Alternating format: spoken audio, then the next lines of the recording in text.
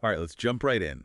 We're diving deep today into some fascinating ideas from Li Lu, a global value investor known for, well, for navigating some pretty wild economic waters. Yeah, he's definitely got a knack for spotting opportunities when things get a little shaky. Exactly. Yeah. And this speech he gave at Peking University, it's a gold mine, honestly. We're talking global economic trends, China's specific challenges, and, of course, how investors can approach these turbulent times.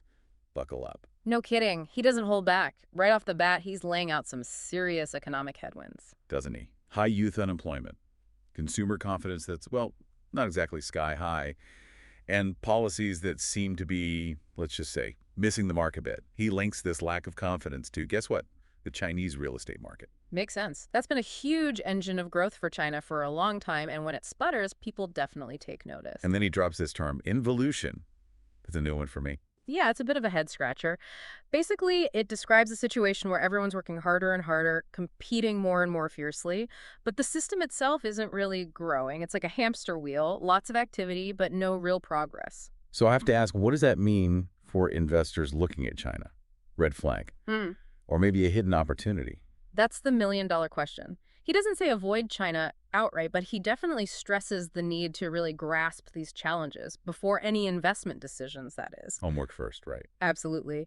And then he shifts gears a bit, zooms out to the global stage, talks about this potential power shift. The U.S. may be stepping back from its role as the world's economic and military leader. That's a huge one.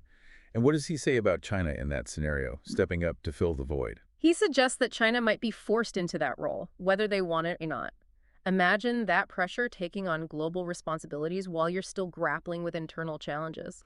Talk about trial by fire. So how does he make sense of all this, domestically and internationally? Well, he uses this really interesting framework of civilization stages. He talks about 1.0, 2.0, 2.5, and 3.0 economies, each stage with its own unique characteristics and its own set of challenges. He places China somewhere between 2.5 and 3.0, which means it's transitioning, moving from an industrial economy to one that's more, innovation driven. So it's not just China. These are growing pains that, well, that many countries face at this stage. Right. He brings up some fascinating historical examples. Germany and Japan, for instance. Both countries, they initially sought economic dominance through, well, not the most peaceful means, territorial expansion, war, that sort of thing, but ultimately they achieved it through peace and through technological innovation, of course. So a shift in strategy. Exactly. And interestingly, he contrasts this with the U.S. after World War II. The U.S., instead of claiming the traditional spoils of war, they focused on building a global system, a system of cooperation, trade, that sort of thing. So is he suggesting China needs to take a page out of that playbook? Yeah. Move away from, say, territorial disputes and foster a more collaborative global environment? It's definitely a possible interpretation. He also hammers home this point about letting go of outdated ideas, specifically this fixation on land as the ultimate measure of wealth. He thinks that's holding back a lot of countries, right? He does, including China. He even points to Germany and Japan again, highlighting how they only achieved economic success after they stopped trying to expand their territory. So redefining power and wealth in today's world, it's not about land anymore. Exactly. And he challenges another deeply ingrained idea, the separation of the real economy from the virtual economy. This idea that somehow if it happens online or through digital assets, it's not real wealth. That's a tough one for a lot of people to wrap their heads around, It right? is, especially with technology blurring the lines more and more. He gives this great example of video games actually influencing modern warfare, drone technology, and all that. Wait, what? Video games and warfare, how are those connected? Well, think about it. The skills you develop in those games, the spatial awareness, the strategic thinking, those are actually transferable to things like drone piloting. It's not just kids playing games anymore, it's shaping the future of warfare. Wow, never thought about it that way. So it's all connected. More than we realize. And this blurring of boundaries, it also has implications for the role of government in the economy. Li Lu argues that in a modern, dynamic economy, governments need to shift away from this command and control approach. You mean less dictating, more facilitating. Exactly. He suggests that a government's success should be measured by its ability to facilitate growth and innovation, not by how much it controls. Makes you think, are governments truly adapting to this new reality, or are they still clinging to those old ways of thinking? Good question. Li Lu seems to imply that many are struggling with this transition. He specifically highlights the challenges facing China, where the government still exerts a lot of control over many aspects of the economy. And he also brings up this middle income trap concept, which sounds a bit ominous. What exactly is he talking about there? It's a phenomenon where developing countries reach a certain level of income, but then they hit a wall. They can't seem to break through to the next level. So they get stuck. Why does that happen? Well, there are a few reasons. One is that they often can't compete with advanced economies in those high-value industries, the ones that drive real innovation and growth. But at the same time, their costs are rising, so they're losing their edge in low-cost manufacturing too. So they're squeezed from both sides. Exactly, stuck in the middle. How do they get out of this trap? What's the key, according to Leah Liu? He believes that a modern, well-functioning capital market, a financial system that's efficient and trustworthy, is absolutely essential.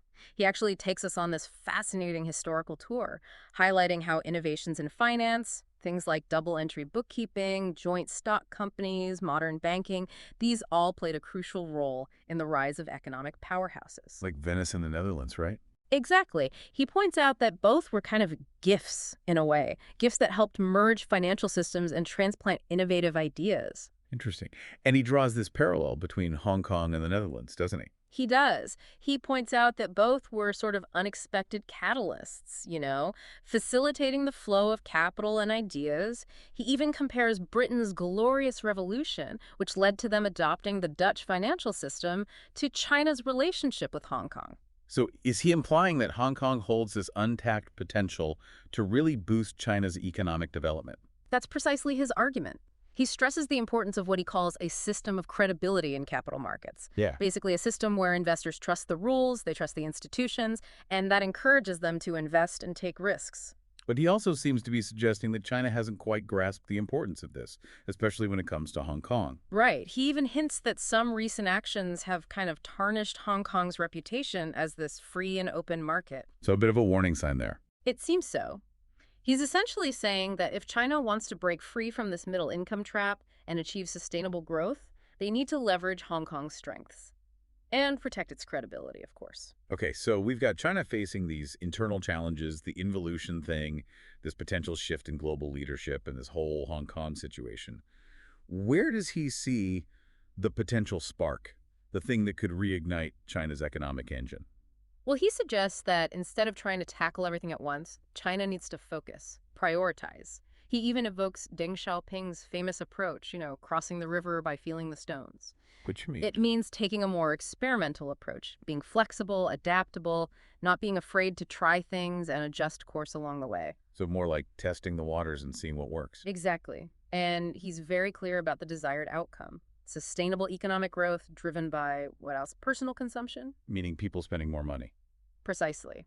He points out that China's current consumption rate, which is around 40%, needs to rise significantly to unlock its full economic potential. So if they can crack that nut, it could have a huge impact on the global economy. Absolutely. And Li Lu, despite his criticisms, he's actually quite optimistic about China's future. He highlights the country's entrepreneurial spirit, its massive domestic market, and, as we've discussed, the potential of Hong Kong if its unique role is understood and protected. It sounds like there's a lot to consider for investors looking at China. It's not a simple buy or sell decision. It's about really understanding the nuances of this rapidly evolving landscape. Definitely. And I think Li Lu's insights give us a valuable framework for navigating those waters. Well, stay tuned because in part 2, we're going to dive into Li Lu's advice for navigating these turbulent times as global value investors, especially within the context of China's unique challenges and opportunities. Should be interesting. He doesn't sugarcoat things. That's what we like about him, right? Honest and insightful. Can't wait to unpack it all. Okay, so we've laid the groundwork. We've got this picture of the global economic landscape, China's place within it, all these moving parts. Yeah. Right.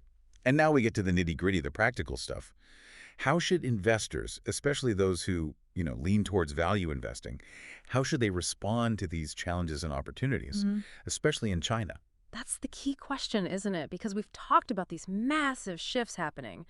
Economic, geopolitical, technological. It's a lot to process, can feel overwhelming, even for those of us who've been around the block a few times. Definitely. So where do we even begin? What's Li Lu's take on all this? Well, he starts by reminding us that we can't control the macro environment, right? We can't single-handedly fix the global economy. We can't dictate China's policy decisions. Right, so focus on what we can influence. Exactly. Our own decisions at the micro level, our investment choices, our due diligence, our risk management strategies, all that good stuff. So it's about taking control where we can, even in the midst of all this chaos. Precisely.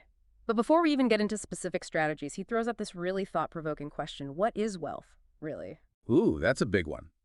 Most people would probably say it's about money, assets, possessions, the usual suspects. Right.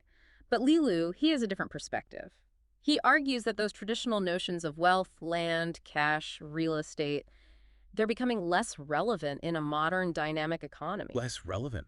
How so? Well, think about it. In a world where technology is constantly disrupting industries, where the value of assets can fluctuate wildly, where inflation is eating away at your purchasing power. Things aren't as stable as they used to be. Exactly. He even uses this example of British nobility struggling to maintain their ancestral castles. Labor costs have skyrocketed, you know? It's a striking image of how even inherited wealth can erode if you don't adapt. It's like that saying, shirt sleeves to shirt sleeves in 3 generations.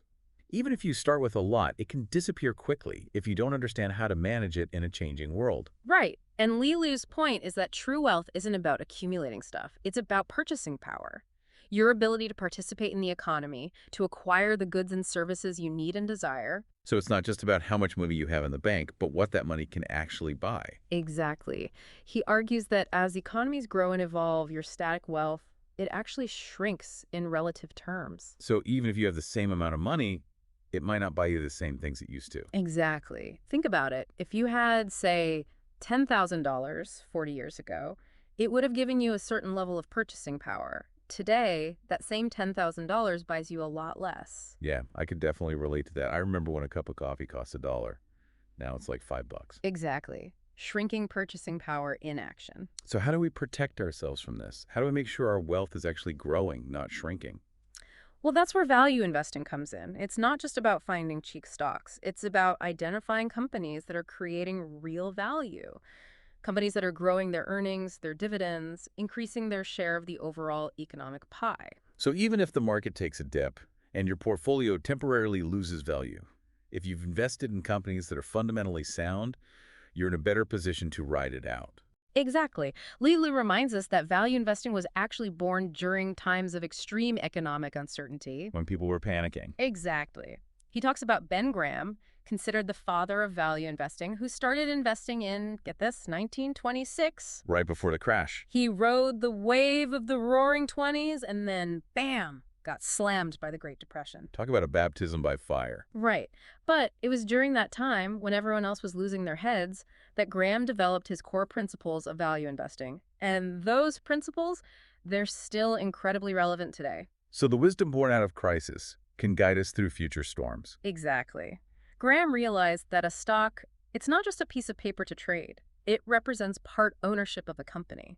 And that the market, what he called Mr. Market, is often irrational, driven by emotions and speculation rather than logic and fundamentals. Hence the importance of that margin of safety, right? Buying assets for significantly less than they're actually worth, so even if you're a little off in your assessment, you're still protected. Precisely. And Li Lu also highlights the contributions of other legendary investors. Like John Maynard Keynes, believe it or not, was a very successful value investor. Wait, Keynes. The economist. The one and only. He managed an endowment fund for Peking University for over 25 years, achieved incredible returns. I never knew that.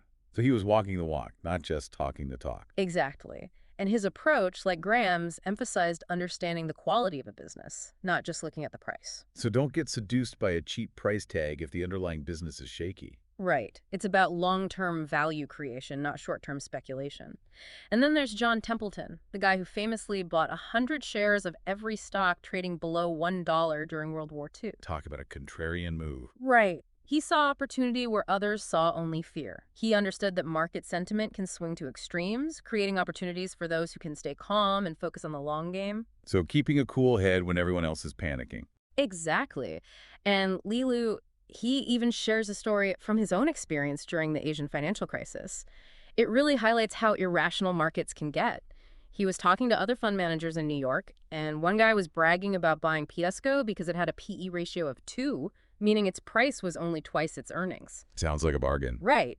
But at the same time, this guy was short-selling Samsung Electronics because it had a PE of 3. So you thought Samsung was overvalued at 3 times its earnings, when Piesco is supposedly a steal at twice its earnings. It's crazy, right? Shows how quickly fear and greed can take over, even among experienced investors. So even in the most efficient markets, things can get out of whack. Absolutely. So the question is, how do we avoid falling into those same traps? How do we apply this wisdom, these insights from the greats, to navigate today's markets? Right, because it's easy to say, don't panic, but actually doing it is a whole other story. It is, which is why Li Lu distills these decades of wisdom into 6 key principles. Principles that are incredibly relevant, especially when investing in a dynamic market like China.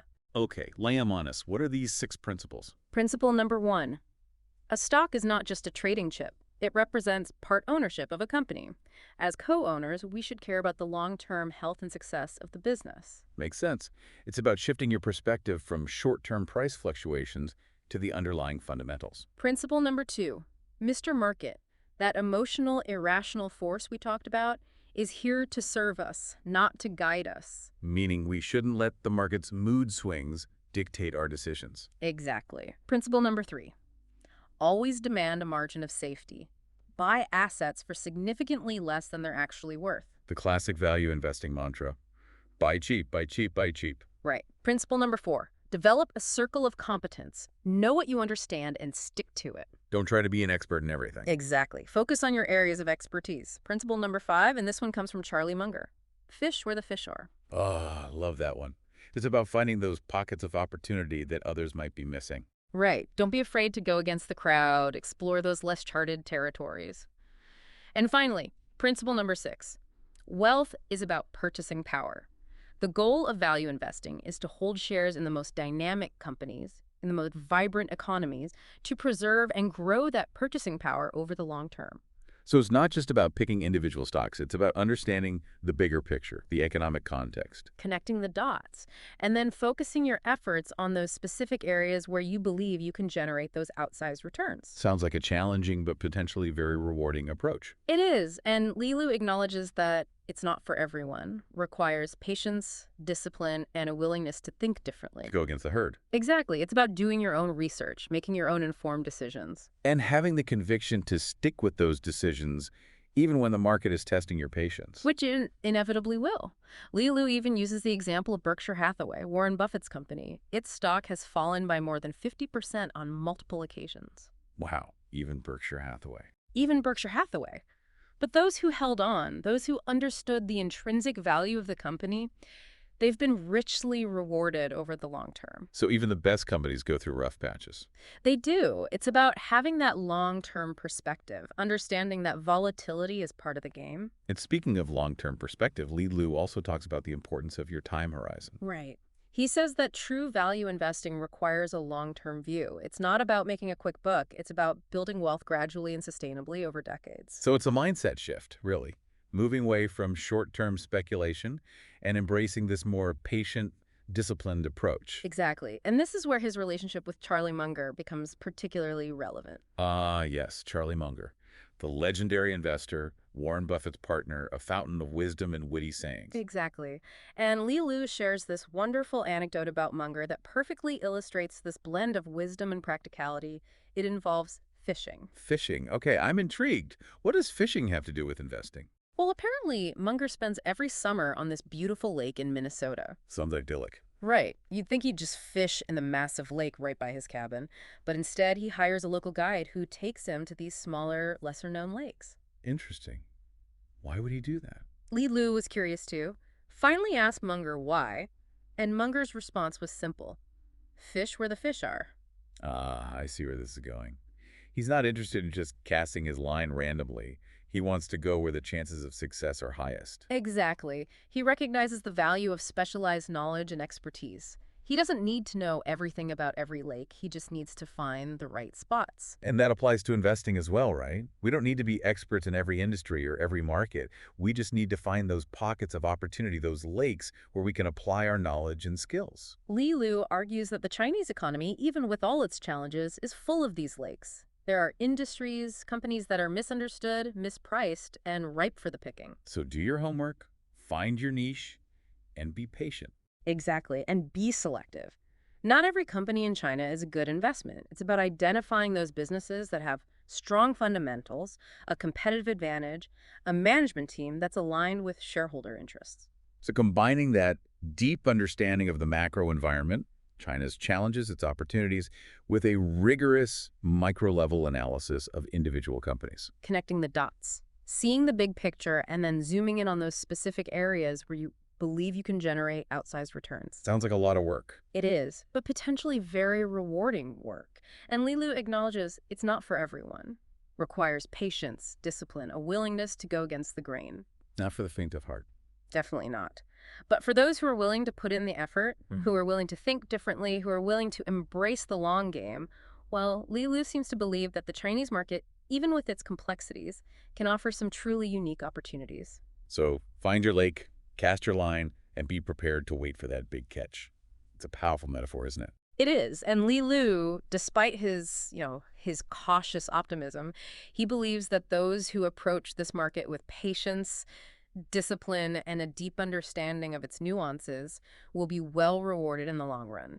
This has been a fascinating exploration of Li Lu's insights. We've covered a lot of ground, from global economic trends to the specific challenges and opportunities in China to the timeless principles of value investing.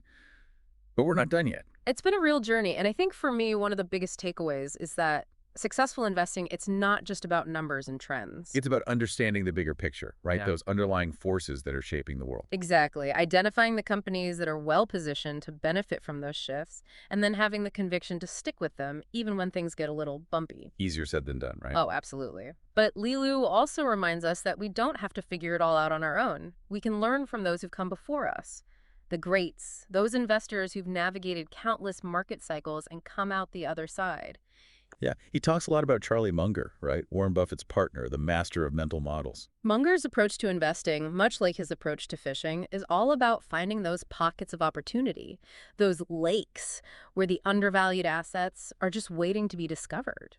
And that brings us back to Li Lu's story from the Asian financial crisis. Being in New York, surrounded by all those brilliant fund managers, and yet seeing so many of them making irrational decisions. Driven by fear and greed. The classic investor pitfalls. He told that story about the guy buying Piosco with a PE of 2 while shorting Samsung at a PE of 3.